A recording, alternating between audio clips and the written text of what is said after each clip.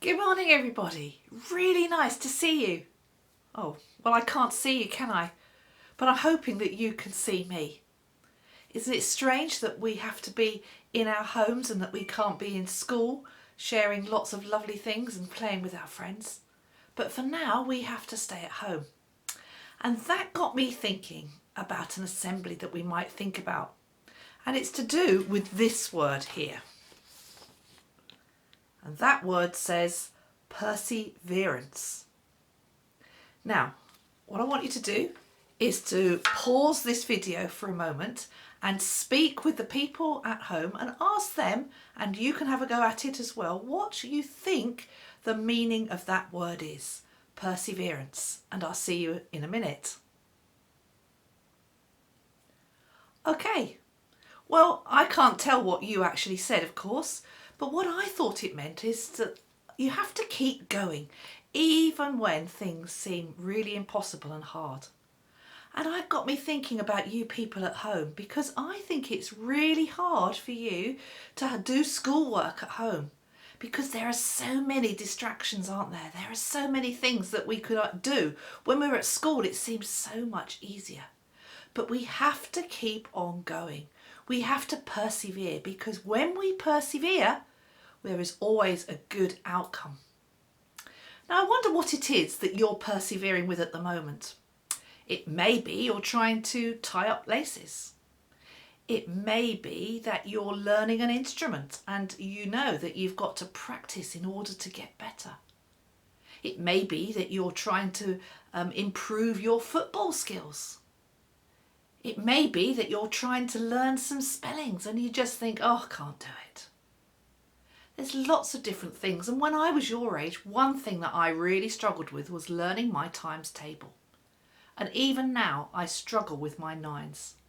Now, for those of you that know your nine tables, have a go with me, because I shall get stuck halfway through. I'll be ready.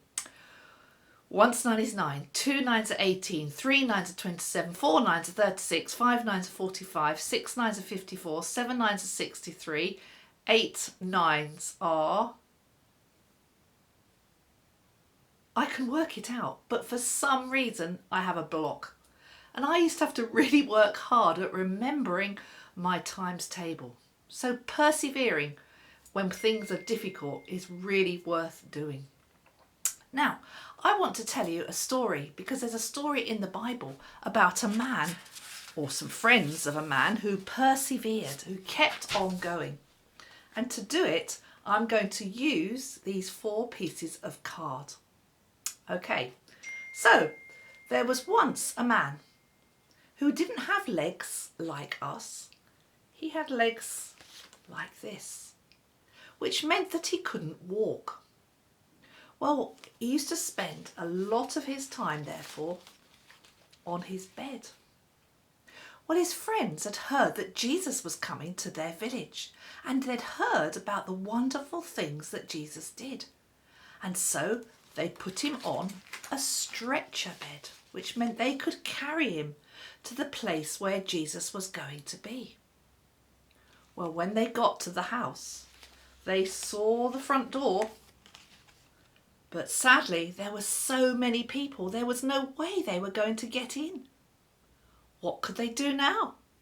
They could give up and go home, but no, they persevered. Now, our houses have roofs, don't they, like this, with a point on them. But in Jesus' day, houses didn't have points like this. They had flat roofs like this.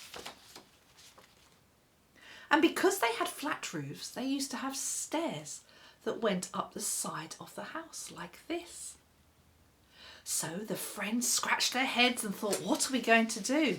When they saw the stairs, they realised they were going to take the man on his stretcher bed and they would go up the stairs until they reached the roof of the house. Now, when they reached the roof, it got all sorts of leaves and debris on it, so it was a bit like this, and they couldn't see down. So they had to get rid of all these things, and gradually the roof opened up like this. Which meant they could now see down inside the house where Jesus was actually sitting, and people in the house could look up and they could see the man on his stretcher bed. Everyone was watching. What is going to happen? What are these people doing? Well, his friends gradually and slowly lowered the man down until he got to where Jesus was. When Jesus saw him, he looked at him and he said, I know you've said and thought and done some wrong things, but because God has given me the power to not just heal people's souls and hearts, but to heal their bodies as well, I say to you, get up and walk. Well, there was silence. Everybody was watching the man, because this man's legs had been like this from birth. And slowly the man started to stand up, and when he stood up, his legs became apart like this, and they started to move, and then he started to walk, and then he started to run, and then he started to skip and dance, and everybody was cheering. And the man looked to Jesus and he said, thank you, Jesus, for making me better. And he turned to his friends and he said, thank you, friends, for persevering and not giving up. And as a result of that, I can now walk. Thank you. Well, that's a very special story, isn't it, from the Bible, of one of the miracles that Jesus did. But I also want to tell you a short story about somebody who had a very important job because he'd persevered. Now, this is the name of the man. His name is Derek Redmond, and this is his picture. Now, I wonder if you can look at this picture and tell me what you think his job was. Yeah, he was a runner, or perhaps more importantly, an athlete. And he had trained and persevered so hard that he was running in the Barcelona Olympics. The Olympics, so he'd got to the top of his game in the 400-metre semi-final.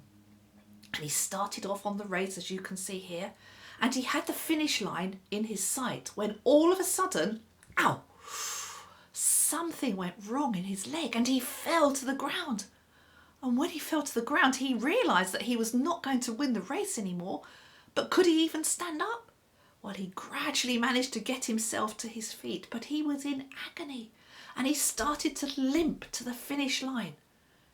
Now, in the audience was Derek's dad, and he saw that his son was in agony.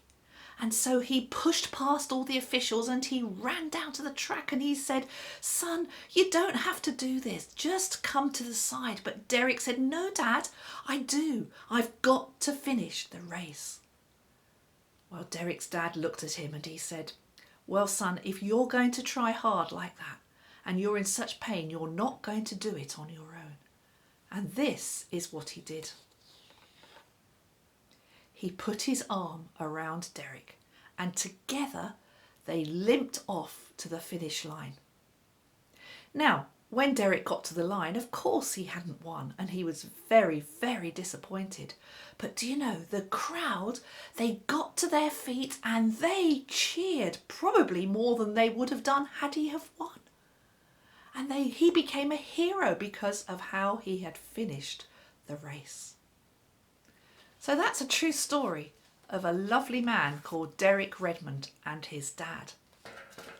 And that got me thinking a little bit about God. Because when God sees us sad or in pain or worried about something, he's a bit like that dad. He wants to come alongside us and put his arm around him and say, I'm going to come with you all the way until you feel better. Now, I'm going to close with a prayer. Now, when I go into schools, some of you will know that I do a prayer drill. Now, we start with our hands on our shoulders. So could everybody put their hands on their shoulders now? And some of you will know what we do. When I say 1, we are going to put our hands out in front like this. When I say 2, we're going to cross them like this. When I say 3, We're going to bow our heads and I will say a short prayer. And when we say 4, we shake our hands, we sit up straight and we smile. So if you want to make this prayer your prayer, you can join me by saying Amen at the end. Okay, let's have a go, shall we? Are you ready? And wait a minute, I know what you're all doing. I haven't said one yet. Hold on. 1. Very good. 2. Pretty good. 3. Dear God, thank you for reminding us it's so important to keep on going, to persevere. And thank you that just as Derek's dad came and put his arm around his son and finished the race with him and helped him over that line, you want to do the same for us. Thank you that you are right beside us. Amen. 4 is shake your hands, sit up straight and smile at me. Brilliant smiles. Lovely. Thank you very much, and I'll do some more assemblies soon and see you again. Bye.